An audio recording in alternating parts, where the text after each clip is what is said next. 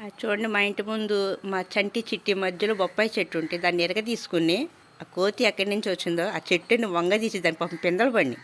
దాన్ని వంగ తీసేసి ఆకులను కోసేసుకుని తినేసేస్తుంది. నేను దూరం నుండి జూమ్ చేసి తీస్తాను, భయం వేసి దగ్గరికి వెళ్తే మీద పడుద్దామనని. చూడండి, మొత్తం చెట్టు దాని నిండి ఇప్పుడే పిందలు పడతాను. ఇంటి ముందు ఉంది, కాస్త నీడ కాస్తుంది. శుభ్రంగా ఎర తీసుకుంది. ఇది కూడా లేగుతుంది. ఏం చేస్తుందామో, గీతల మీద పడుద్దామో. డాడీ ఎక్కడికి వెళ్ళావు, తొందర రారా, కోతి వచ్చి బెదిరిస్తుంది. డాడీ త్వరగా రా, కోతి వచ్చింది.